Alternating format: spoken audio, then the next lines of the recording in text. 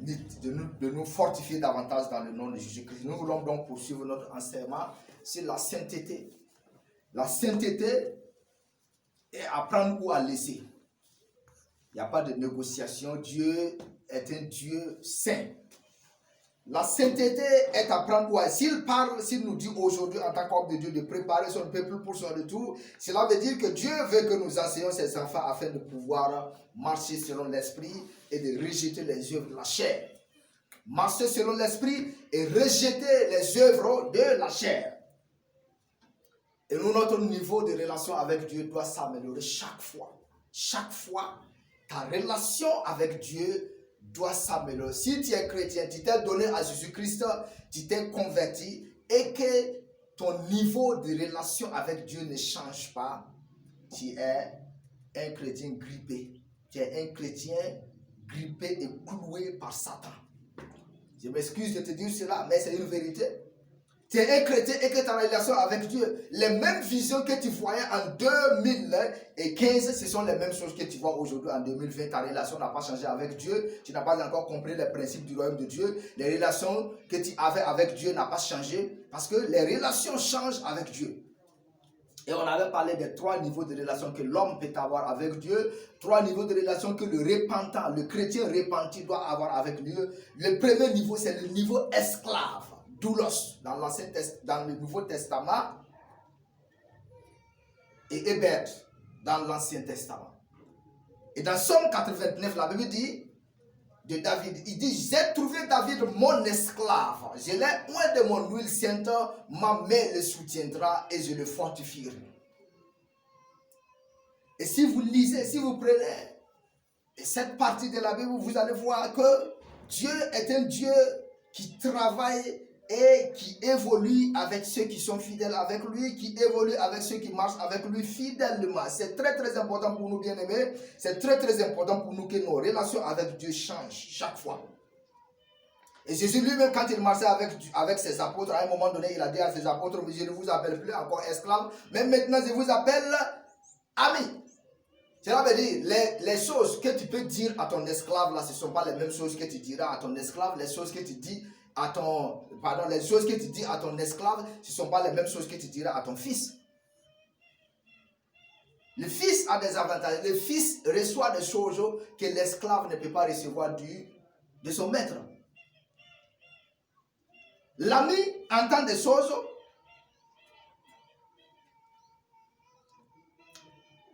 que l'esclave ne peut pas entendre. Les faveurs que l'ami peut avoir, ce ne sont pas les mêmes faveurs que l'esclave peut avoir. Je vous donne comme exemple. L'esclave ne soit pas sur la même table avec le maître pour manger.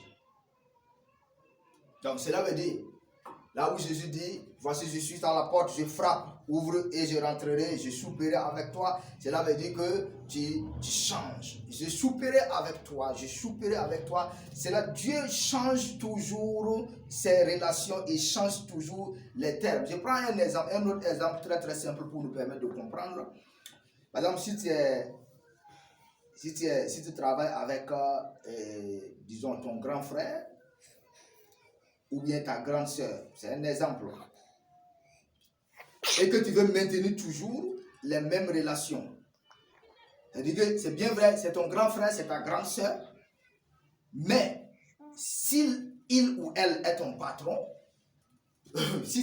au niveau, au service là, si tu continues de te comporter avec elle ou avec lui comme ton grand frère ou bien ta grande soeur, sans tenir compte de son titre de patron, sans tenir compte sur le fait que tu es employé, tu vas détruire ton emploi. Finalement, ton patron ou ta patronne dira que tu es rebelle. Et c'est très très important aussi pour nous avec le Seigneur. Nous qui marchons avec Dieu, il est très très important pour nous de rester fidèles et de demeurer fidèles dans les termes de relation que nous avons avec Dieu. Dans Somme 89, le verset 20, il dit, j'ai trouvé David mon serviteur, je l'ai oint de mon huile sainte, ma main le soutiendra et mon bras le fortifiera. L'ennemi ne le surprendra pas et le méchant ne l'opprimera point. J'écraserai devant lui ses adversaires et je frapperai ceux qui le haïssent. Ma fidélité et ma bonté seront avec lui et sa force s'élèvera par mon nom. Je mettrai sa main sur la mer et sa droite sur les fleuves. Lui, il m'invoquera. Tu es mon Père. Moi, Dieu est mon Père, mon Dieu, le rocher en qui je me confie. Lui, il m'invoquera. Lui, il m'invoquera. Donc, mais si nous voyons premier niveau, c'est d'abord esclave. Esclave. Si tu n'es pas un esclave de Dieu, tu ne pourras jamais avoir une relation entre père et fils avec Dieu. Ce ne serait pas possible. Être esclave de Dieu, c'est être affranchi du péché. Être esclave de Dieu, c'est marcher selon l'esprit. Être esclave de Dieu, c'est servir Dieu sans demander une récompense. Être esclave de Dieu, c'est servir Dieu sans recevoir forcément de l'argent. Être esclave de Dieu, c'est servir Dieu sans recevoir forcément des faveurs de la part de Dieu. Et si nous respectons ce niveau de relation avec Dieu, nous allons avancer et évoluer. Que Dieu nous permette donc, que Dieu nous ouvre notre intelligence afin de comprendre les principes du royaume de Dieu. Bien-aimés, je vous répète, nous sommes des enfants de Dieu.